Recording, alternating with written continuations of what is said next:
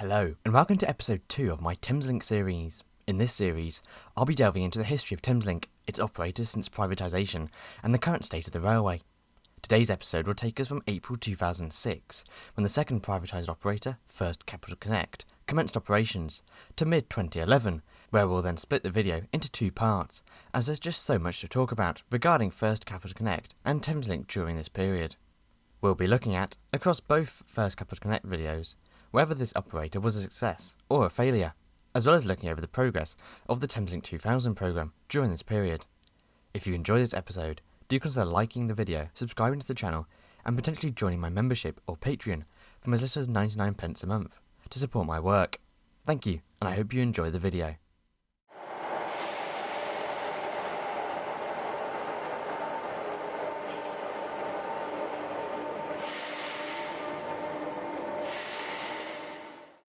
Let's have a brief overview of what Thameslink actually was and how it led to the formation of First Capital Connect, or FCC. Thameslink was first envisioned in the late 1970s and early 1980s when Thatcher's government and the Greater London Council allocated around £5 million to open a stretch of track linking Farringdon to Blackfriars, allowing services to commence, operated by Class 319s from Bedford to Brighton under the Network South East brand, commencing in 1998. The service, as we saw in my previous video on Thameslink, was a huge success, expanding to Wimbledon and Sutton in the 1990s, before being privatised under the Thameslink name by Govia, who did not change the network a whole lot. Around the same time, Thameslink 2000, a project to upgrade the Thameslink network, expanding it and providing more capacity for 12-car trains, was being drawn up, but was rejected in the early 2000s over concerns that the plans weren't future-proof enough. But Network Rail were confident that they would be able to get started with the Thameslink programme sooner rather than later. After Govia Thameslink confirmed that they would not look to renew their contract, the gap for Thameslink operations was left open for a new company. And hence, in 2005, the Strategic Rail Authority announced that Danish State Railways and EWS, First Group, John Lang and MTR, National Express and Stagecoach had all been shortlisted to operate the new Thameslink and Great Northern franchise, taking over from Govia in mid-2006. This new franchise would include the Thameslink lines from Brighton and Sutton to Bedford, through the core, as well as the Great Northern lines, formerly West Anglia Great Northern, which we'll look at in a minute. On the 13th of December 2005, First Group were awarded the franchise to commence, ironically, on April the 1st, 2006, April Fool's Day, which some would say helped set the precedent for the next 8 years. The franchise was originally set out for 9 years, finishing in 2015, but this was revised later in the franchise. Nevertheless, on April 1, 2006, First Capital Connect took over running of the Thameslink and Great Northern lines, taking over from Govia Thameslink and West Anglia Great Northern. FCC would run services through central London and the Thameslink core, from Bedford to Brighton, Luton to Sutton, and occasional services via the widened lines to Barbican and Moorgate. All FCC Thameslink services ran via London St Pancras, Farringdon, City Thameslink and London Blackfriars, aka the core. As well as this, FCC ran services out of London King's Cross and Moorgate towards Stevenage, Welwyn, Peterborough, Cambridge and Kings Lynn on the Great Northern route. Essentially, First Capital Connect ran almost 2 entirely separate routes, the Thameslink routes and the Great Northern routes. This meant its fleet was separate and rarely mixed. For Thameslink services, First Capital Connect used 20-year-old Class 319s, which were able to run on both third rail and overhead electric power. For Great Northern, First Capital Connect inherited Class 321s, Class 365s, Class 317s and Class 313s, with the 313s being used on the Moorgate branch also. FCC would not use the word Thameslink on train branding, and thus it would be the first operator since Thameslink began services in 1988 not to feature Thameslink anywhere in its branding except on timetables and route maps. First Capital Connect began operations on the 1st of April 2006, rebranding all trains in a blue, purple and pink dynamic livery, similar to that used on First Great Western. 2006 was also a big year regarding the Thameslink programme, with the £3.5 billion project being formally approved by the Department for Transport, allowing the project to commence. The programme would see a new fleet of 12-car trains introduced, stations rebuilt in the core and London Bridge, platform extensions and general capacity improvements across the network, additional services to Peterborough, Cambridge, Kings Lynn, Littlehampton, Horsham, East Grinstead, Guildford and Ashford, totaling up to 24 trains an hour in each direction, and reliability improvements, with signalling improvements also. The scheme would hope to begin providing passenger benefits from as early as 2007 with the opening of St Pancras International, and substantial benefits network-wide from 2012, with the project hoping to be finalised by 2015. However, despite this good news, in 2006, FCC introduced peak fares for people leaving London in the evening peak, with some students now having to pay an increase of £300 a year. First Capital Connect combated this by introducing a Student Connect scheme, which saves students money, but would still overall increase the price students had to pay for travel. 2007 saw the Department for Transport announce the first new trains for the Thameslink network in over 20 years. Southern would order 23 Class 377s as part of its capacity-boosting programme, with these dual-voltage trains then being leased to First Capital Connect in order to provide 12-car trains for the first time on Thameslink services, hopefully from 2010. These trains would then remain with First Capital Connect until the new 12-car purpose-built trains entered service. December 2007 also saw news regarding FCC's study on Cambridge and Peterborough services. As part of their contract, and as part of the Thameslink programme, First Capital Connect commissioned a study into potential service expansion at Cambridge and Peterborough with, eventually, Thameslink services expanded to the two stations. At least that was the plan.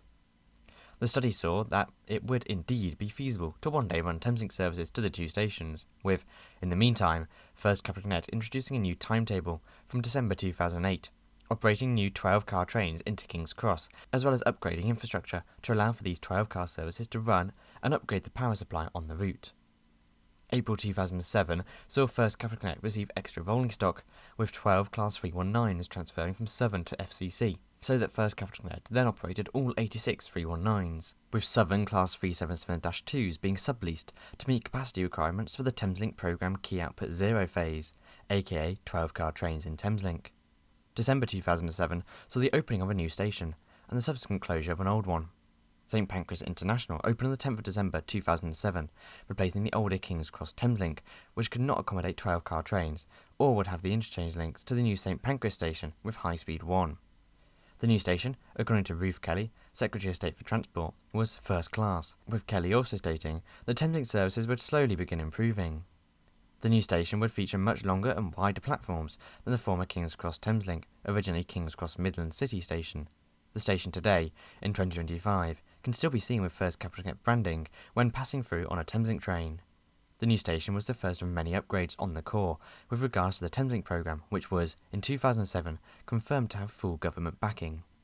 In 2009, FCC confirmed their intentions to fully or partially close up to 50 station ticket offices, including Elephant and Castle. Fortunately, London Travel Watch rejected these proposals, with First Capital Connect quietly dropping the plans to close any ticket offices shortly after. March 2009 saw FCC receive their first Class 377s, but they would not be the 377-5s. 8 377-2s were subleased from Southern to make up for delays in the construction of the -5s, with the 377s needed to ensure capacity requirements could be met in the May 2009 timetable, with Southern covered by the temporary lease of London Midland Class 350-1s. March 2009 also saw the last Thameslink service out of Moorgate.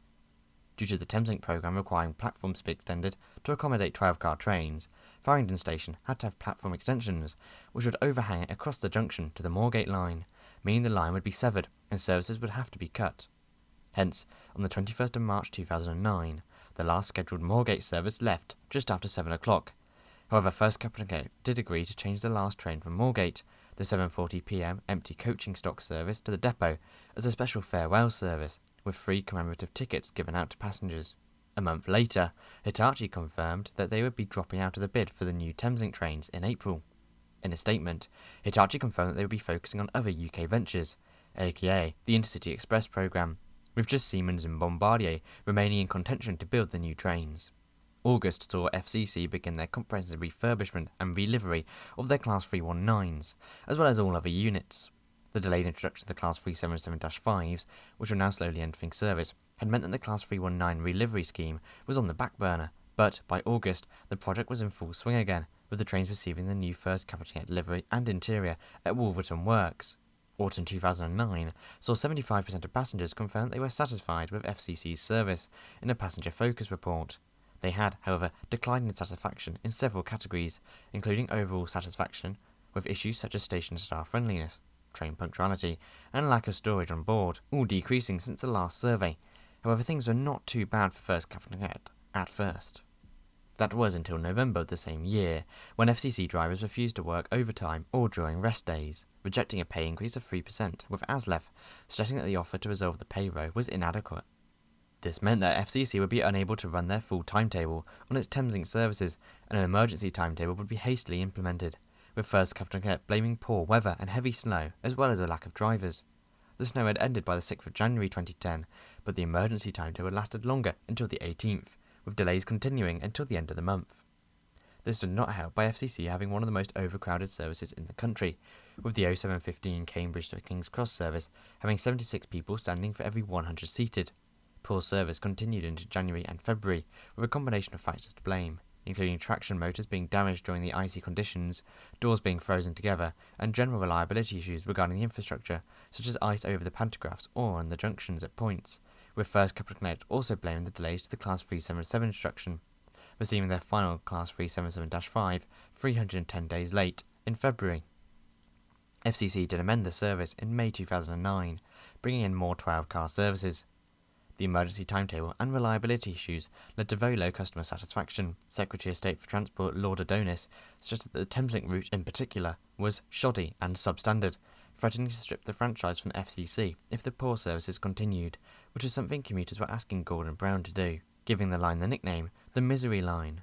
The company was also slammed online, with the Facebook group I Hate First Capital Connect gaining over 2,000 members, as well as a 5,000-strong anti-First Capital Connect petition being handed to Downing Street, with support from several MPs across differing parties.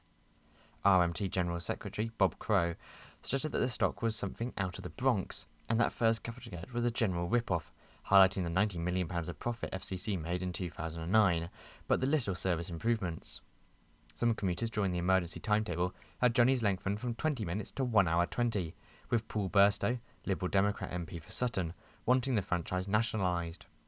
A YouTube channel known by the name of Electic started a Why I Hate First Capital Connect series in 2009, posting videos from his commute on the firm, with shocking footage of passengers being unable to board trains skipping stations they should have stopped at, or several back-to-back cancellations. FCC came back regarding the poor service by highlighting how they had run a normal service on the Great Northern routes, and that they had been dealing with compensation swiftly. However, it was still all dreadful for the company, with overcrowding still common on the Great Northern routes, despite running a normal timetable. Later in 2010, in September, FCC faced huge backlash over an incident with a collapsed individual at St Albans, where First Capital Connect staff were instructed not to help the man with medical support, despite being trained for it, with passengers having to help the collapsed individual instead. First Capital Connect later said that, despite their staff receiving full medical training, they were only permitted to help other employees. Commuters said the staff were milling around and not very certain what to do. Staff falsely claimed to passengers who were trying to help that they had not received adequate training in an attempt to not have to help. Passengers were rightly angered by this, suggesting it was a moral obligation to support fare-paying passengers. Indeed, the man who collapsed had gotten off a First Capital Connect service at St Albans as he was feeling unwell. The Health and Safety Executive strongly recommended First Capital Connect to reconsider its policy, although there is no clear evidence if this policy was ever revised. Just a month later in October, FCC was slated for poor customer communications after around 15 passengers forced open doors on a failed train near Cambridge and walked up the line to Foxton station, endangering many people as the lines were still live to other rail traffic. Later, in December, some stations began receiving platform extensions in anticipation for more 12-car services to be ran by First Capital Connect, as well as preparation for the new Thameslink trains. Royston Station was extended in December 2010 to accommodate 12-car services, with power supply upgrades at Fern Park in North London also completed to enable 12-car services to run into King's Cross from December. A year later, in 2011, more passengers were stuck in trains, and there were more safety concerns on the network. Overhead wire issues at Farringdon had led to a busy rush hour service being trapped near Kentish Town. There was no air conditioning, water or communication aboard the stricken train, with it not having any power. Once again, people decided to just walk up the tracks, causing many other security and safety issues. Eventually, the unit did make it to Kentish Town, but the rear doors on the last 3 coaches remained open for the mile journey to Kentish Town, posing more danger to passengers. At Kentish Town, there were no First Capital Connect staff to give information. Passengers were stranded on units along the Thameslink network for up to 3 hours, with FCC once again being slandered for little to no communication. March 2011 saw much needed good news, with 12-car services confirmed to be running on Thameslink from December, with work at Farringdon now being completed, whilst Blackfriars Station was running on schedule, with improvement works to modernise and upgrade the station being undertaken. 12-car services, until 2017 at the earliest, would have to skip stations between St Pancras and St Albans due to a lack of platform extensions, but most stations would receive longer platforms by the end of the Thameslink programme. In June 2011, Siemens were given the contract to construct 1,200 carriages for use on the Thameslink network, replacing the Class 319s and Class 377s from 2015, with full introduction aimed for 2018.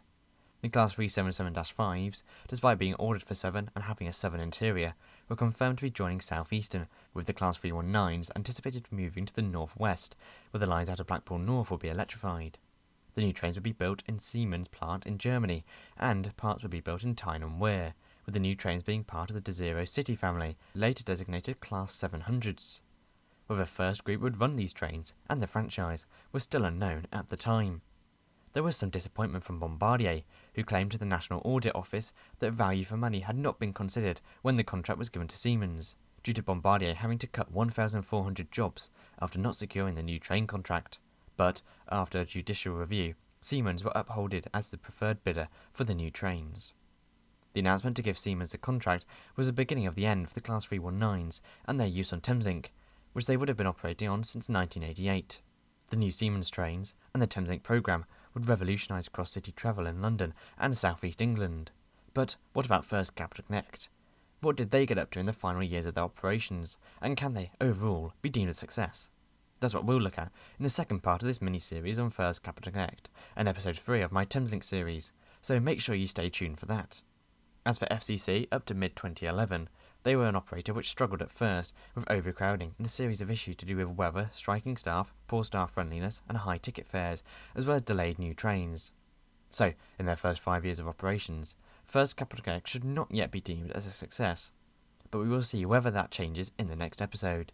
A huge thanks to my members, including First Class members Callum Martin Bell and Crispin McKee, Business Zone members Andrew Bowen, Anthony Harris, Anthony James Moore, ARK, Conor Grieg, Clive's Travel and Trains, Craig Mitchell 43, Dave CDF, Gordon Walker, J Teco, JBNEL, Lewis C21, NJTE, Real, and That Transport Girl, as well as my standard premium members and standard class members. You can get your name on this list from as little as £2.99 a month, and support me from as little as 99p a month. I really appreciate your support, and it really does help me a lot, so thank you. Also, thanks to those who gave me permission to use their footage for this video. Their channels are linked in the description below. Once again, thanks for watching. Do ensure you join my Discord server, follow me on Twitter and Blue Sky, and Instagram, with my links in the description below. Have a great day, and I'll see you in part 2. Goodbye.